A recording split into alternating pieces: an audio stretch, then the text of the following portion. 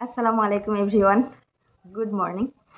Welcome back to our channel মাসুমনিকা YouTube চ্যানেলে তোমাদের অনেক অনেক স্বাগত, অনেক অনেক ভালোবাসা জানিয়ে আজকে নতুন একটা ভিডিও শুরু করলাম।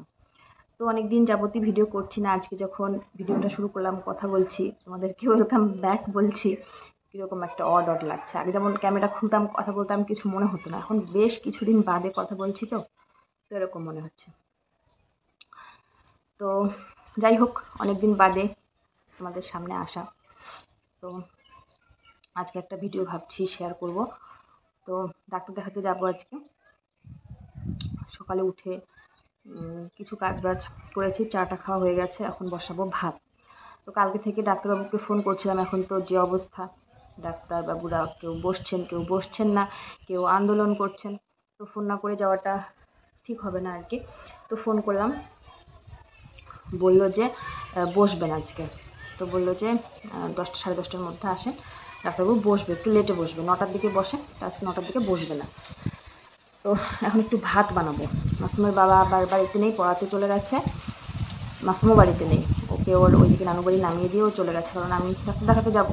এখন ওকে কখন রাখবো, কখন যাবো না যাবো, আবার কনফার্মও হতে পারছিলাম না যে ডাক্তারবাবু বসবেন কি না। কালকে রাতেও ফোন করেছিলাম, ফোনটা উঠায়নি, আজকে ফোন করলাম, পরে ফোনটা তুললো আর কি।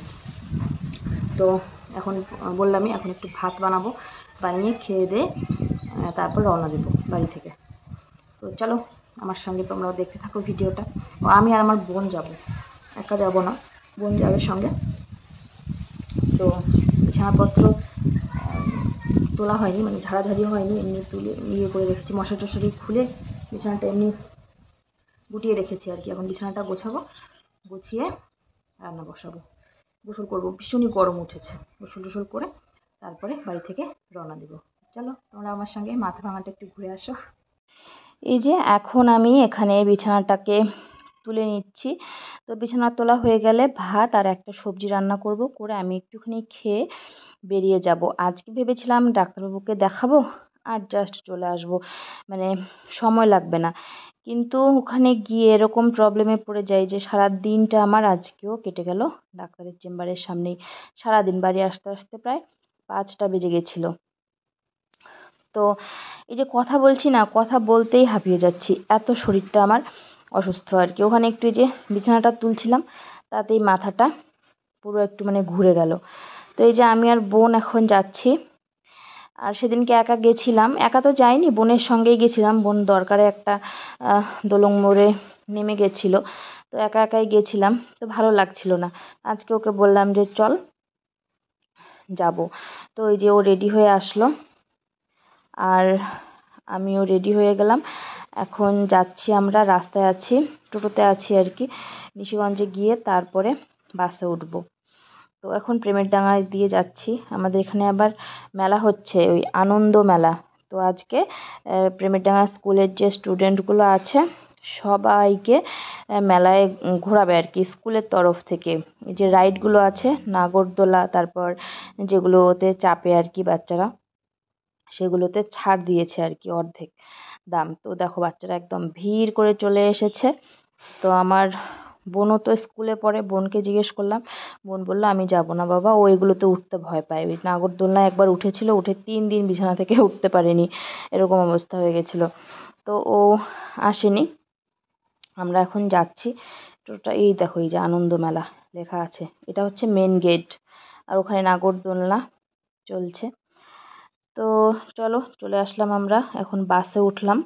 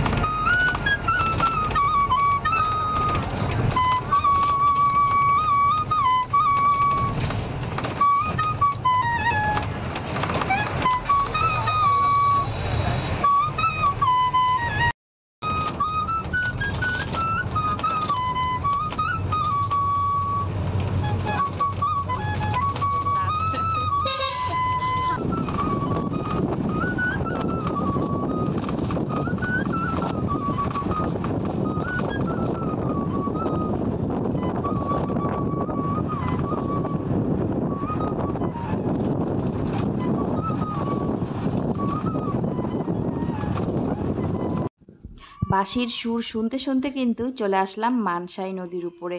আর যতবারই আমি এই মানসাই নদীর উপর দিয়ে যাই মনে হয় একটু ভিডিও করি, না হলে মনে হয় যেন কি মিস হয়ে যাচ্ছে এরকম লাগে।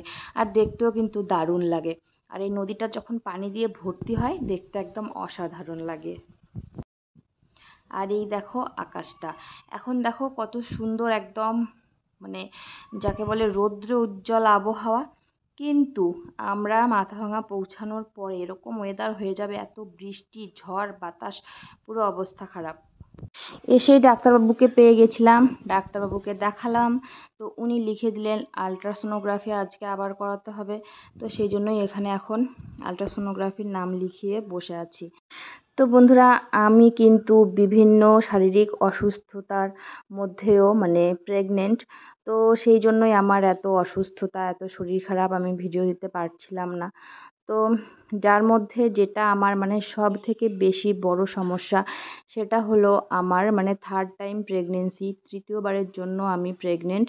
যার জন্য আমার প্রচুর টেস্ট করাতে হচ্ছে, প্রচুর ডাক্তার দেখাতে হচ্ছে, তারপর আমার শরীরটা ভালো হচ্ছে না।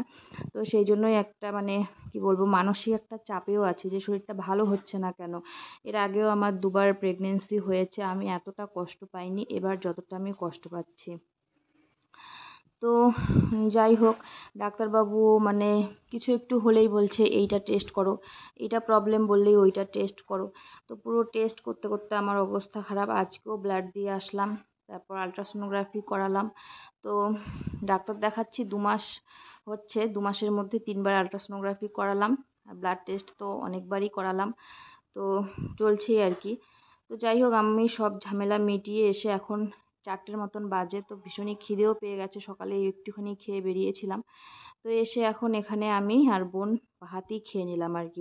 বোনকে বলছিলাম কি খাবি, বললো যে ভাতই খাই, ভীষণ খিদে পেয়েছে। তো খেলাম, খেয়ে এখন স্ট্যান্ডে গাড়ির জন্য ওয়েট করছি, কোন গাড়িটা যাবে। এর মধ্যেই শুরু হয়ে গেল একদম ভীষণই ঝড়। দেখো, এটা হচ্ছে মাথাভাঙা সরকারি মিনি স্ট্যান্ড। এখানে এই দেখো আকাশটার মধ্যে কি অবস্থা, মেঘে মেঘ, ভীষণই বৃষ্টি হচ্ছিল। আর বৃষ্টির মধ্যে বাসে করে আসার সময় না ভীষণই ভয় লাগে, রাস্তা পিছলা হয়ে যায়, ভীষণ ভয় পাই আমি বৃষ্টির মধ্যে বাসে চাপতে। তো যাই হোক, বৃষ্টির মধ্যেই আমরা চলে আসলাম। এই দেখো কি পাতা উঠছে, একদম অন্ধকার হয়ে গেছে, মনে হচ্ছে যে সন্ধ্যা লেগে গেছে এরকম। আবার বাড়ির এদিকে এসে দেখি এতটাও ঝড় বৃষ্টি হয়নি। তো এই যে বাসে উঠে আবারও মানসাই নদীর ব্রিজ আমরা পার করছি এখন। প্রথমে যখন বাসটাতে উঠলাম একটা লোকও নেই, কেউ নেই, তারপরে ভীষণই ভিড় হয়ে গেল। আর এই দেখো এইদিকে নদীর এই সাইডটা পুরো চড়া পড়ে গেছে, একটুও পানি নেই। তো চলো এখন আমরা বাস থেকে নামবো, নেমে ওই টোটোতে করে বাড়ি চলে আসব। এই দেখো বাসে এখন কত ভিড় হয়ে গেছে, বসারই জায়গা নেই, লোকজন দাঁড়িয়ে দাঁড়িয়ে আছে। তো বেশ বৃষ্টির পরে আবার হাওয়াটা খুব ভালো লাগছে আর কি, ঠান্ডা ঠান্ডা হাওয়া দিচ্ছে। আর আমার পাটা পুরো ভিজে গেছে, নিচ দিয়ে যে দরজা দিয়ে পানি ঢুকেছে, বৃষ্টির পানি। তো চলো আমরা এই যে এখন টোটোতে উঠে পড়েছি। আর এই নিশিগঞ্জে বাসে আসতে বেশিক্ষণ সময় লাগে না, এই 15 মিনিট 20 মিনিট এরকমই লাগে। কিন্তু এইদিকে টোটোতে নিশিগঞ্জ থেকে আমাদের বাড়ি আসতে অনেক সময় লাগে, আধ ঘন্টারও মনে হয় বেশি বেশি লাগে, কারণ বেশ অনেকটাই রাস্তা আর কি।